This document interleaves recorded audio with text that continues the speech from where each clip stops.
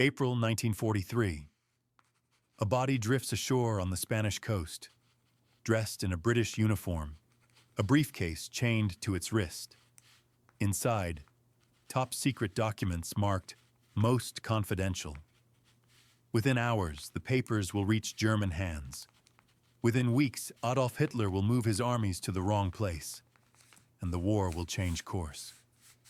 The man in the water was called Major William Martin, but he never existed.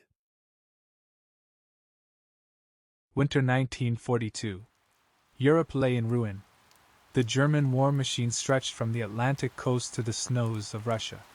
In the east, Stalingrad burned. In the west, Britain's cities still shuddered under the Luftwaffe's nightly thunder. Everywhere, men waited for a sign that the tide could still turn. In London, beneath the Admiralty stone corridors, planners faced a single question.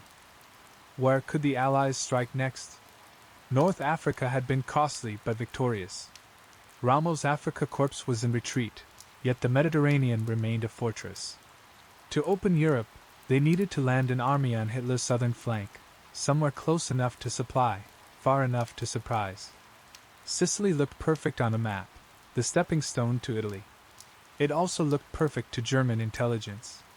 By the end of 42, the island bristled with guns, mines, and barbed wire. Any direct assault would be suicide. The solution, Churchill said, would require a touch of imagination. To deceive Hitler was to buy time. To buy time was to save lives. The Prime Minister approved a broad campaign of misinformation. It would be called Operation Barclay, a web of false invasions meant to confuse the enemy. But among the hundreds of forged cables and phantom divisions, one idea would rise above all others. A single body carrying a single briefcase that could change the course of the war. Inside Room 13 of British Naval Intelligence, the air smelled of pipe smoke and damp paper. Files stacked to the ceiling, marked secret in red ink. Here worked two men whose names would remain hidden for decades. Ewan Montague, a barrister-turned-naval officer, and Charles Chumley, a lanky, sharp-eyed Royal Air Force officer known for eccentric notions that somehow kept proving useful. Montague managed deception operations. Chumley supplied wild creativity. When the conversation turned to how one might convince the Germans of a fake invasion, Chumley remembered an obscure memorandum from the early days of the war. Possibility of misleading enemy through body with false documents. It had been dismissed as morbid nonsense. Now, in 1943, it sounded like genius. The logic was ruthless in its simplicity. Bodies washed ashore all the time, pilots, sailors, couriers lost at sea. If one carried official papers describing Allied strategy, the Germans would examine them. If those papers pointed convincingly toward the wrong target, whole armies could be diverted. Montague understood that successful deception was not about what one invented, but about what the enemy wanted to believe. And Hitler wanted to believe the Allies would strike Greece. The Balkans were his obsession, a gateway to his ally, oil-rich Romania. Feed that obsession, and he might move his forces away from Sicily. The proposal reached the desks of higher command. Some scoffed. Others, including Churchill's intelligence chiefs, saw potential. Let us give them what they wish to find. One memo read. And see how far the tide carries it. Approval came quietly. Operation Mincemeat was born. The next step was grotesque but necessary. They needed a suitable body. It could not appear murdered or diseased. It had to look like a man drowned after a crash at sea. No visible injuries. Lungs full of fluid, skin still intact. In wartime Britain, death was plentiful. But the right kind of death was rare. Through discreet channels, the team contacted a coroner in St. Pancras. Among the unclaimed dead lay a 34-year-old Welshman named Gwynwr Michael. He had drifted to London during the Blitz, jobless and half-starved, and died after swallowing poison meant for rats. A lonely, accidental death, one that no newspaper recorded. Montague looked upon the body and made a decision that would weigh on him for the rest of his life. This man, he said, will serve his country in a way none of us ever will. They began to build him a new life. rank, name, and purpose. He would become Major William Martin, Royal Marines. In his pockets, bus tickets, receipts, a letter from a bank, and a photograph of a fiancée named Pam. Each item carefully aged, each crease intentional. Every false detail crafted to tell one coherent truth. Major Martin was real. The work began with silence. In a small laboratory below the Admiralty, pathologists examined GLYNDWR Michael's remains. He had been dead only 2 days. The cause, phosphorus from rodent poison, left no outward mark. To the camera of history, he could easily pass for a pilot lost at sea. Montague filed the paperwork under a name chosen from a naval roster. Major William Martin, Royal Marines. To craft a believable past, they studied hundreds of service records. Martin would be 34, educated, athletic, an only son from Cardiff. He would have a taste for good suits and cheap cigarettes. He would also be engaged. People trusted a man in love. A secretary from the office volunteered a photograph, smiling shyly for the camera. She signed a letter as Pam. The note was affectionate but ordinary, just dull enough to be real. It spoke of a dinner postponed, of ration coupons, of missing someone who might never come home. Into his pockets went the small clutter of an authentic life. Rail tickets, pencil stubs, a silver cross, a used theater stub, and keys that opened nothing. When the kit was finished, the officers laid the items out across the table. Every piece told the same story. To anyone who found the body, Major William Martin would appear human, utterly, convincingly human. At last came the briefcase. Inside lay several letters between Allied generals, carefully typed on official stationery. 2 hours later, Spanish fishermen spotted the uniform. By noon, police dragged the body ashore. Local officials catalogued his possessions, puzzled by the briefcase chained to his wrist. The British vice-consul arrived quickly, feigning alarm and insisting the documents be returned at once. The performance was perfect. His anxiety convinced the Spaniards the material was invaluable. They photographed the contents and quietly passed copies to the German Abwehr. Within days, the microfilms reached Berlin. In London, Montague and his colleagues waited. They knew nothing until intercept operators reported unusual chatter from German embassies. Then came a decoded message. Documents from drowned British courier received. Appears authentic. The office erupted in cautious relief. But belief was not victory. Until Hitler himself acted on the false information, the risk remained. Days turned into weeks. Every night, the analysts scanned intercepted transmissions, searching for one sign, a change in troop movements. Then, in early June, a new Enigma message arrived.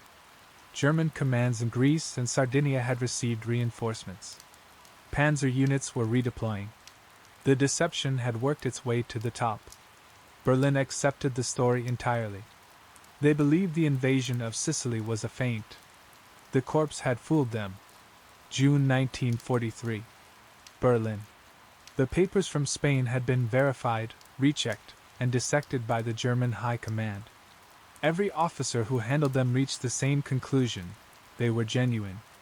The language, the tone, even the small personal references between commanders matched what their intelligence already knew of Allied communication. To the Germans, it was confirmation, not suspicion. Adolf Hitler read the translations himself. They aligned with his long-held conviction that the Allies coveted the Balkans. He had seen Greece as the gateway to Middle Eastern oil fields, to the Suez Canal, to the empire he still dreamed of conquering. Now, here was proof delivered by the sea. He ordered armored divisions to Greece. The Luftwaffe was redirected from Italy to defend the Aegean. Fortifications on Sicily were stripped of men and guns to reinforce a battle that would never come. Inside the War Office in London, the codebreakers of Bletchley Park watched these moves unfold through intercepted Enigma traffic. Each line of decrypted text was another heartbeat of validation. The operation had traveled across oceans, across languages, and reached the mind of the most suspicious dictator in history, without a single word spoken aloud. For the planners of Mincemeat, it was an extraordinary sight, the enemy maneuvering against a ghost. The night of July 9, 1943 was stormy over the Mediterranean. Lightning split the sky as an armada of more than 3,000 ships advanced toward the southern shores of Sicily. Rain blinded pilots and scattered paratroopers miles off target. For hours, Allied commanders feared the assault might fail before it began. But as dawn rose on July 10th, they met far less resistance than expected. German divisions that should have been waiting were hundreds of miles away, guarding the wrong coast. Field reports later confirmed it. The deception had worked completely. British and American troops pushed inland. Within a week, ports were secure. Within a month, the island was theirs. From there, the Allies would move north, into mainland Italy and ultimately toward Rome.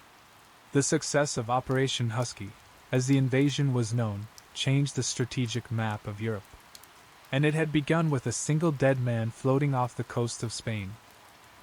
Back in London, the men of naval intelligence returned quietly to their offices. There were no medals, no announcements. The mission remained classified.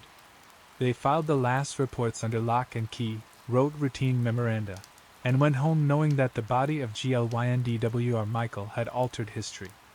The Spanish authorities buried him with military honors in Huelva.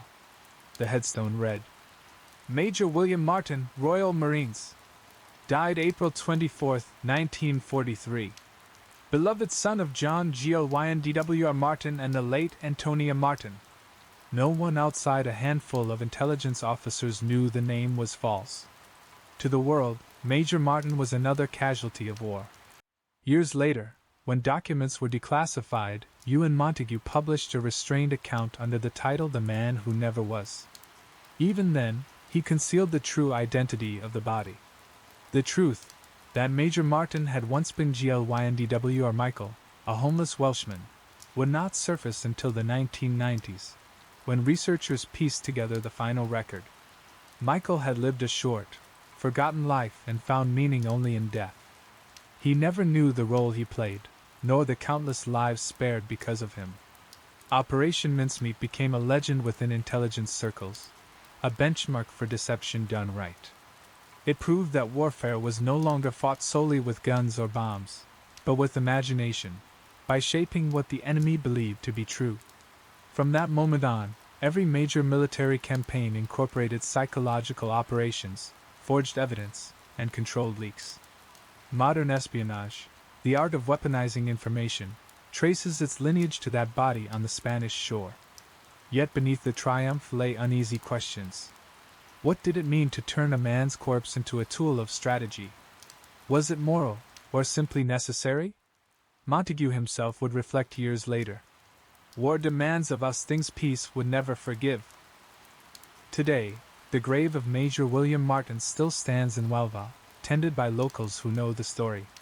Visitors leave small flags, coins, and sometimes a note that reads, "Thank you for your service." The deception that fooled Hitler was more than a trick. It was a reminder that victory often belongs not to the strongest army, but to the cleverest mind. And that sometimes, history turns not on the choices of generals, but on the quiet sacrifice of a single forgotten soul. In wartime, truth is so precious that she should always be attended by a bodyguard of lies. Winston Churchill.